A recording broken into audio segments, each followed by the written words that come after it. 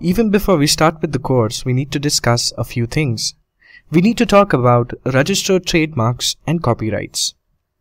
Term ITIL is a registered trademark of Axelos Limited, and ITIL written in full, that is, IT Infrastructure Library, is also a registered trademark of Axelos Limited. The swirl logo is also a trademark of Axelos Limited. The OGC logo is also a registered trademark of Axelos Limited. In addition to this, all the course material which refers to ITIL diagrams and text from the ITIL publication is reproduced under the Crown copyright with permission and license from Axelos Limited. We will first begin with objective of this unit, followed by some basic concepts which were discussed during ITIL Foundation training.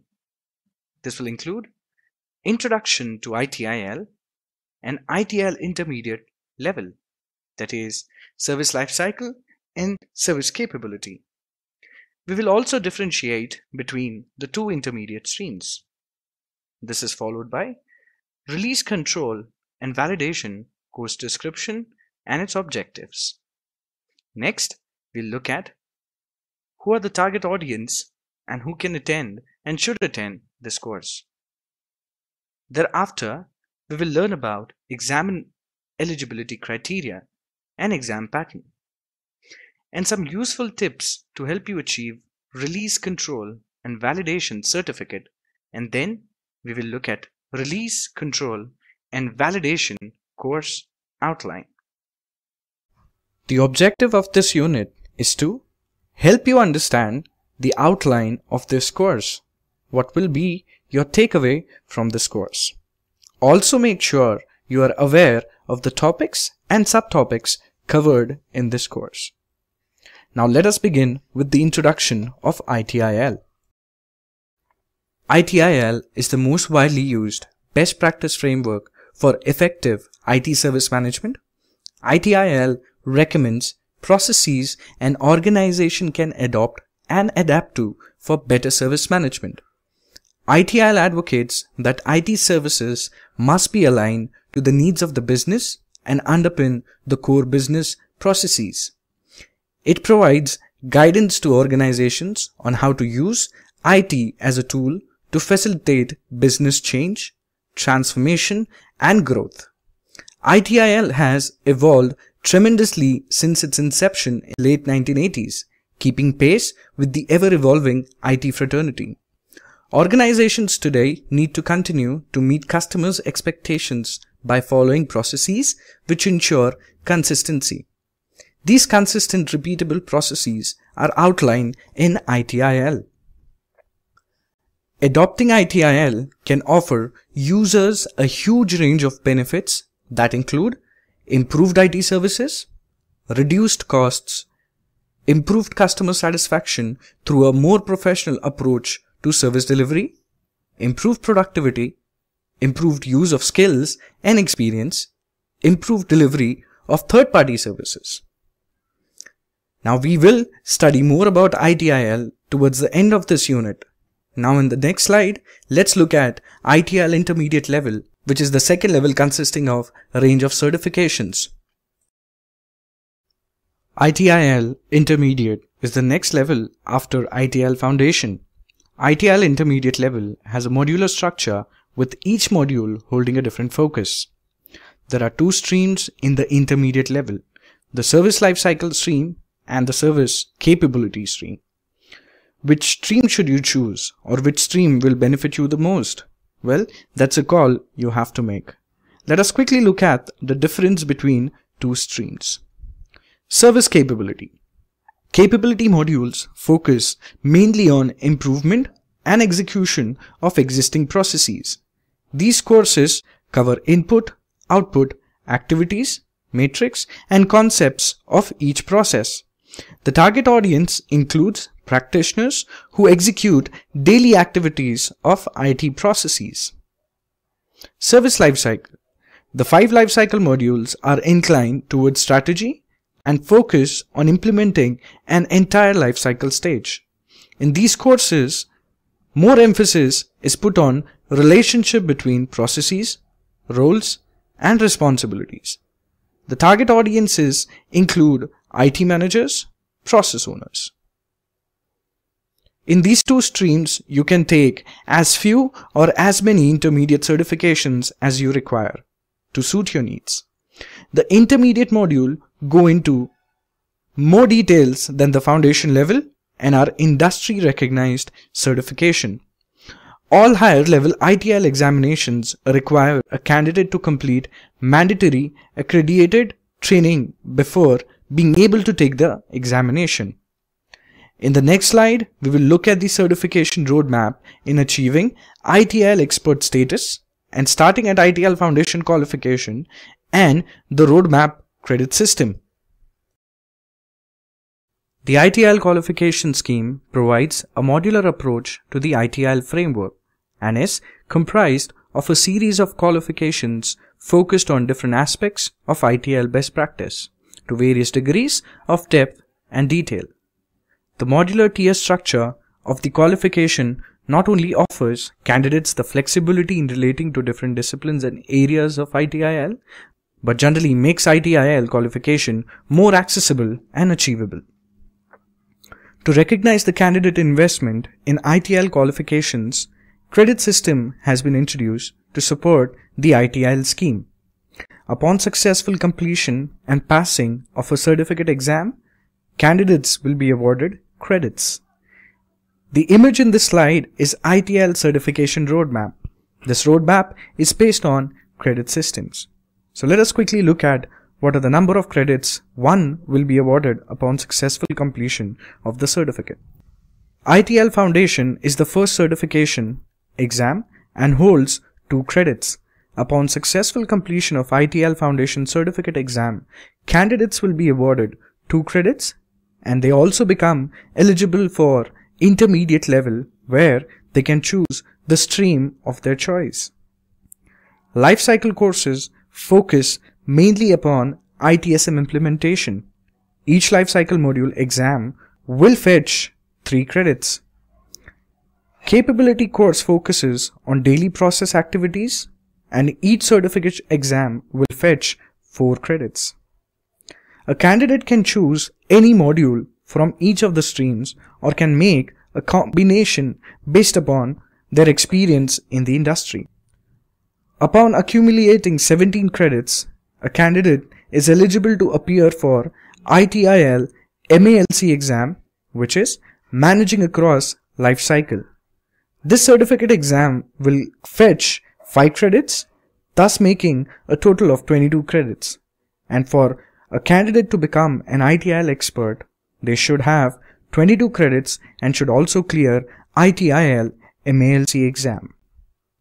In the next slide, we will look at ITIL Intermediate Service Lifecycle stream. The Service Lifecycle. The 5 lifecycle modules are inclined towards strategy and focus on implementing an entire lifecycle stage. In these courses, more emphasis is put on relationship between processes, roles, and responsibilities. The 5 different lifecycle stages within service lifecycle are Service Strategy, abbreviated as SS, Service Design, SD, Service Transition, ST, Service Operations, SO, and Continual Service Improvement, CSI. Each one addresses capabilities having direct impact on a service provider's performance. The core is expected to provide structure, stability, and strength to the service management capabilities, with durable principles, methods, and tools. This serves to protect investments and provide the necessary basis for measurement, learning, and improvement. In the next slide, we will look at ITIL Intermediate Level Service Capability stream. Service Capability. Capability modules focus mainly on improvement and execution of existing processes. These courses cover input, output activities, matrix, and concepts of each process. The target audience includes practitioners who execute daily activities of IT processes.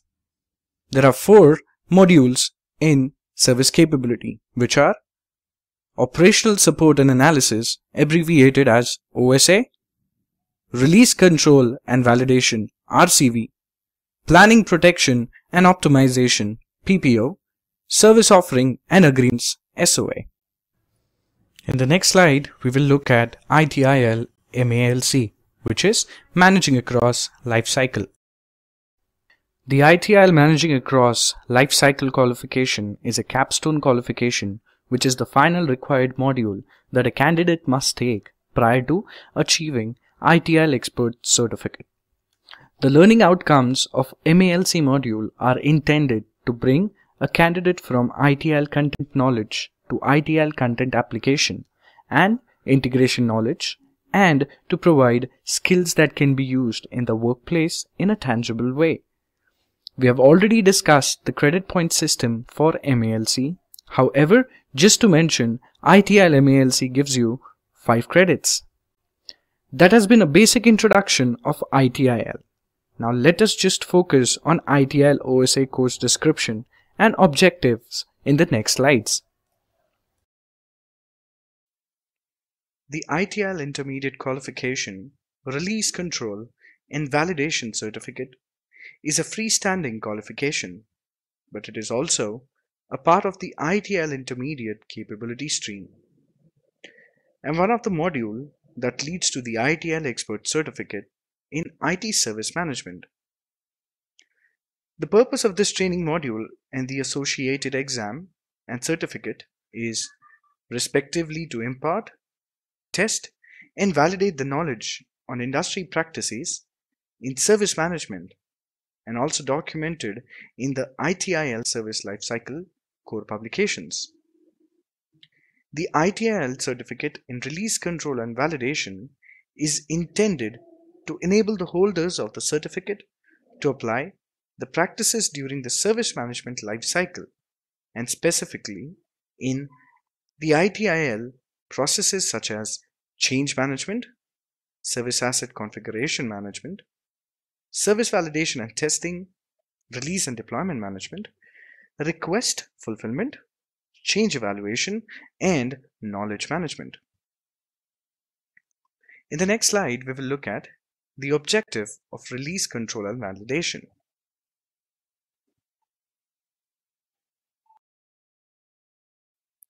This qualification provides a complete management level overview of release control and validation, including all its related activities. Candidates can expect to gain competencies upon successful completion of the education and examination components relating to this certification. In addition, the training for this certification should include examination preparation, including a mock examination opportunity. Now, in the next slide, we will look at the eligibility criteria to take up release control and validation exam.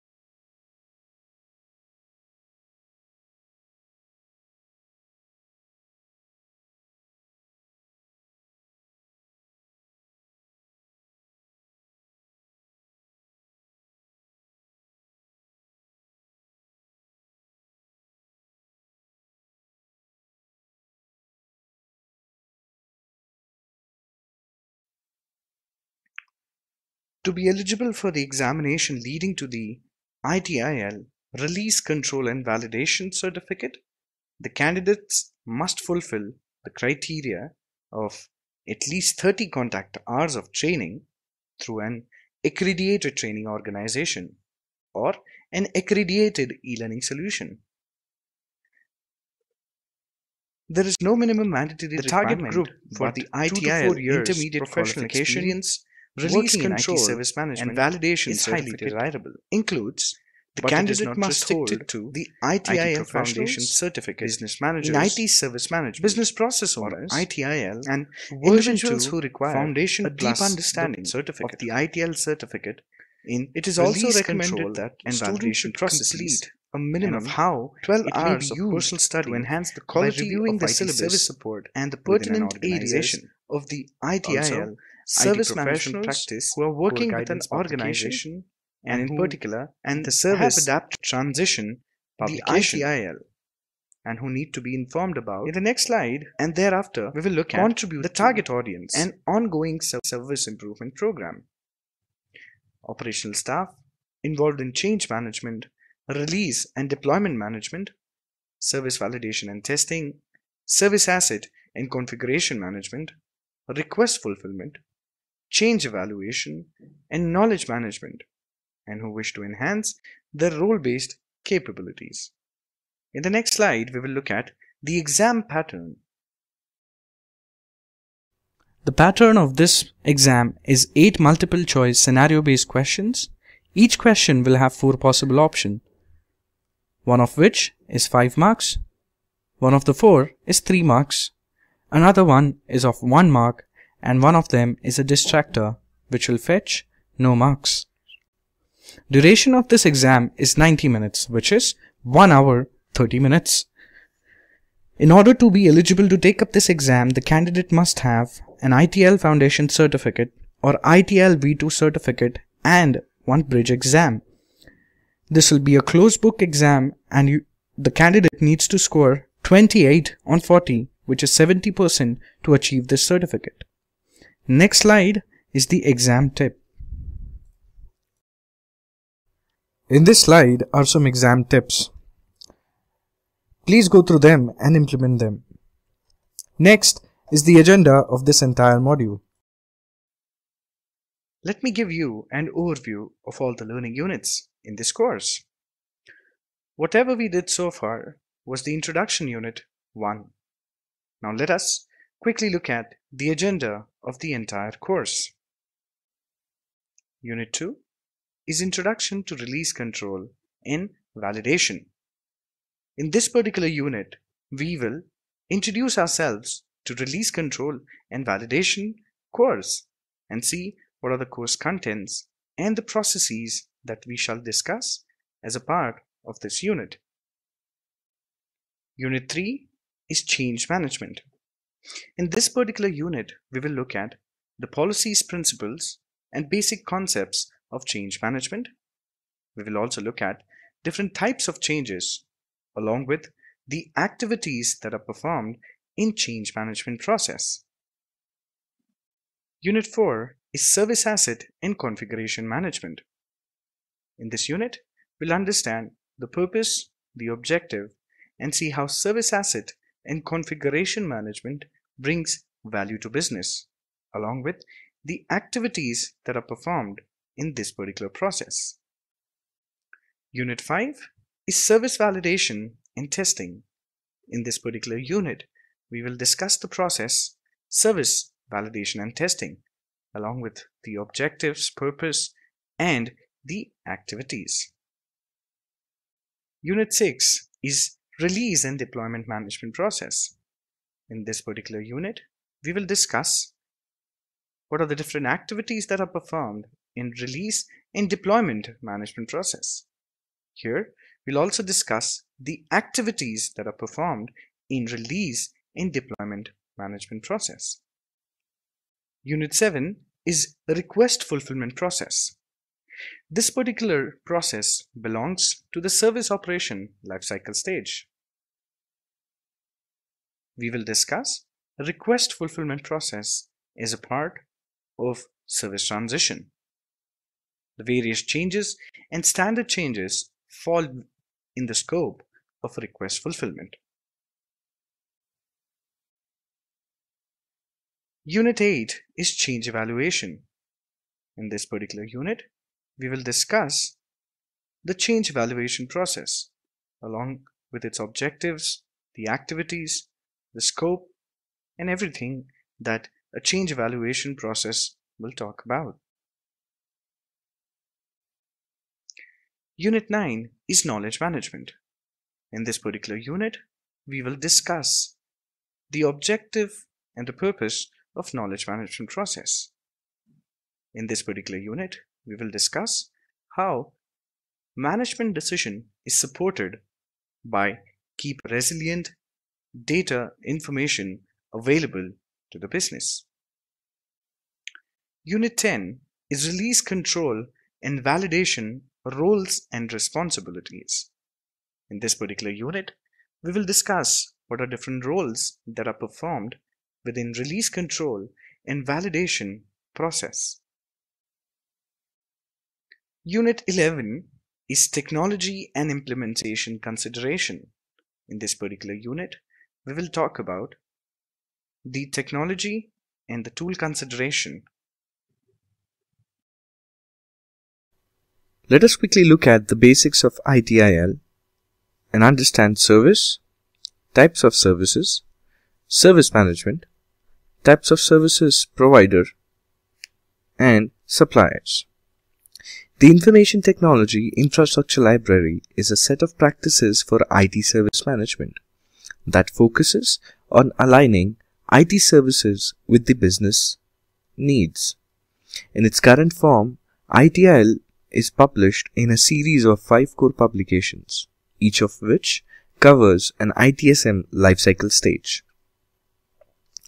ITIL describes processes, procedures, tasks, and checklists that are not organization specific, used by an organization for establishing integration with the organization strategies, delivering value, and maintaining a minimum level of competency. It allows the organization to establish a baseline from which it can plan, implement, and measure. It is used to demonstrate compliance and to measure improvement. In the next slide, we will look at the definition of service. As per guidance by Cabinet Office, the definition of service is a means of delivering value to the customer by facilitating outcomes customer wants to achieve without the ownership of specific cost and risks. Services facilitates outcome by having a positive effect on activities, objects, and tasks to create conditions for better performance. As a result, the probability of desired outcomes is higher. Customer outcomes become the ultimate concern of business relationship managers, instead gathering of requirements, which is necessary but not sufficient. Requirements are generated for internal coordination and control only after customer outcomes are well understood. The service provider bears the specific cost and risk and is responsible of facilitating outcomes by the provision of services. Customers seek outcomes but do not wish to have accountability or ownership of all the associated costs and risks. Customer enjoys the outcome upon achieving value. In the next slide, we will learn about different types of services and how services categorize into different ways. Services can be discussed in terms of how they relate to one another and their customers, and can be classified as core, enabling, and enhancing services. Core services deliver the basic outcomes desired by one or more customers. They represent the value that the customer wants and for which they are willing to pay.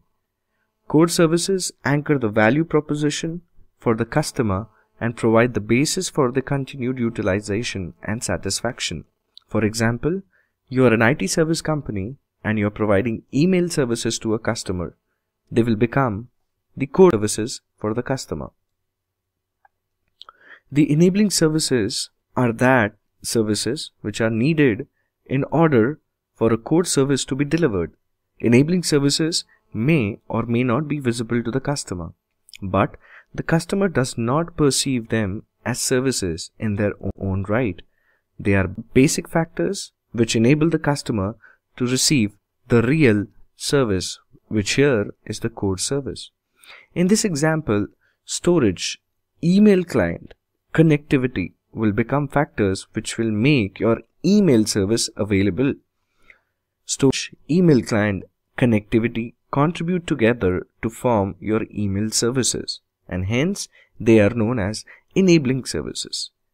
In layman's term, enabling services can be described as services which help you deliver the core service. Then we have the third type, which is enhancing services. Enhancing services are those services which are needed to deliver a core service to make it more exciting or enticing to the customer. Enhancing services are not essential to the delivery of core service and are added to a core service as excitement factors, which will encourage customers to use the core service more or to choose the core service provided by one company over those of its competitors. In the next slide, we will quickly look at what is service management and what is IT service management. Service management is a set of specialized organizational capabilities for providing value to customers in the form of services. Organizational capabilities are shaped by the challenges they are expected to overcome. Service management is more than just a set of capabilities. It is also a professional practice supported by an extensive body of knowledge, experience, and skills. A global community of individuals and organizations in the public and private sectors fosters its growth and maturity. Formal schemes exist for the education, training, and certification of practicing organizations, and individuals influence its quality. Industry best practices, academic research, and formal standards contribute and draw from its intellectual capital. Information technology service management, the implementation of management of quality IT services that meets the needs of the business. IT service management is performed by IT service providers through an appropriate mix of people, process, and information technology. The origins of service management are in traditional service businesses such as airlines, banks, hotels, and phone companies. Its practice has grown with the adoption by IT organization of a service-oriented approach to managing IT applications, infrastructure, and processes. Solutions to business problems and support for business models, strategies, and operations are increasingly in the form of services. The popularity of shared services and outsourcing has contributed to the increase in the number of organizations that behave as service providers, including internal IT organizations. This in turn has strengthened the practice of service management while at the same time imposed greater challenges. Information technology is a commonly used term that changes meaning depending on the different perspectives that a business organization or people may have of it. A key challenge is to recognize and balance these perspectives when communicating the value of IT service management and understanding the context for how the business sees the IT organization. In the next slide, we will look at types or categories of service providers. An organization supplying services to one or more internal customers or external customers is known as a service provider. Service provider is often used as a short form for IT service provider. Every IT organization should act as a service provider, using the principles of service management to ensure that they deliver the outcome required by their customers. IT service management must be carried out effectively and efficiently. Managing IT from the business perspective enables organizational high performance and value creation. There are three main types of service providers. While most aspects of service management apply equally to all types of service provider, other aspects such as customer, contracts, competition, market spaces, revenue, and strategy take on different meanings depending on the specific type. Internal service provider. An internal service provider that is embedded within a business unit. there may be several types of service provider within an organization. A shared services unit. It is an internal service provider that provides shared IT services to more than one business unit. Then we have external service provider. So, an external service provider is that one provides IT services to external customers who are external to the organization. IT service management concepts are often described in the context of only one of these types and as if only one type of IT service provider exists or is used by a given organization. In reality, most organizations have a combination of IT service providers. In a single organization, it is possible that some IT units are dedicated to a single business unit. Others provide shared services, and yet others have been outsourced or depending on external service providers. Many IT organizations who traditionally provide services to internal customers find that they are dealing directly with external users because of the online services that they provide. In the next slide, we will discuss about suppliers who play an integral part in delivering a particular service and thereby delivering value to the customer. The third party is responsible for supplying goods or services that are required to deliver IT services. Examples of suppliers include commodity hardware and software vendors, network and telecom providers, and outsourcing organizations. As stated earlier, suppliers play an important role in providing services and thereby delivering value to the customer. A process is a set of coordinated activities, combining and implementing resources and capabilities in order to produce an outcome, which directly or indirectly creates value for an external customer or stakeholders. Process define actions, dependencies, and sequence. Well-defined processes can improve productivity within and across organizations and functions. A process is organized around a set of objectives. The main outputs from the process should be driven by the objectives and should include process measurements, reports, and process improvement. The output produced by a process has to conform to operational norms that are derived from business objectives. If products conform to set norm, the process can be considered effective because it can be repeated, measured, and managed and achieves the required outcome. If the activities of the process are carried out with the minimum use of resources, the process can also be considered efficient. Inputs are data or information used by the process and may be the output from another process. A process or an activity within a process is initiated by a trigger. A trigger may be the arrival of an input or other event. For example, the failure of a server may trigger the event management and incident management processes. A process may include any of the roles, responsibilities, tools, and management controls required to deliver the outputs reliably. A process may define policies, standards, guidelines, activities, and work instructions if they are needed. Process once defined should be documented and controlled. Once under control, they can be repeated and managed. In the next slide, we will look at the characteristics of a process. Now we already know the definition of a process, which is a process is a set of coordinated activities combining and implementing resources and capabilities in order to produce an outcome, which directly or indirectly creates value for an external customer or stakeholders. Process define actions, dependencies, and sequence. A well-defined process can improve productivity within an organization and functions. There are 4 characteristics of a process which have been defined in this particular course. These characteristics are measurable. A process is measurable. Measurability. We are able to measure the process in a relevant manner. It is performance driven. Managers want to measure cost, quality, and other variables which practitioners are concerned with, duration and productivity.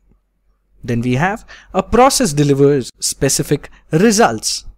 The reason a process exists is to deliver a specific result. The result may be individually identifiable and countable. Then we have a process has customers. Every process delivers its primary result to a customer or stakeholders. Customer may be internal or external to the organization, but the process must meet their expectation. Then we have a process responds to a specific trigger. While a process may be ongoing or iterative, it should be traceable to a specific trigger. In the next slide, we will look at definition of functions and what are different types of functions within service management concept.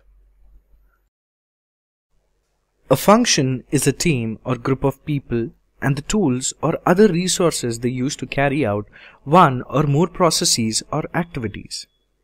In larger organizations, a function may be broken out and performed by several departments, teams, and groups, or it may be embodied within a single organizational unit. A perfect example is the service desk. In smaller organizations, one person or group can perform multiple functions. For example, a technical management department could also be incorporated within the service desk function. For service lifecycle to be successful, an organization will need to clearly define the roles and responsibilities required to undertake the processes and activities involved in each lifecycle stage. These roles will need to be assigned to individuals, and an appropriate organization structure of teams, groups, or functions will need to be established and managed. In the next slide, we will look at the definition of roles. A role is a set of responsibilities, activities, and authorities granted to a person or team. A role is defined in a process or function. One person or team may have multiple roles. For example, the roles of configuration manager and change manager may be carried out by a single person. A number of roles need to be performed during the service life cycle. The core ITIL publication provides guidelines and examples of role descriptions. These are not exhaustive or prescriptive, and in many cases roles will need to be combined or separated. Organizations should take care to apply this guidance in a way that suits their own structure and objectives. This marks the end of Unit 1, which is Release Control and Validation Introductory Unit. The next unit is Introduction to Release, Control and Validation.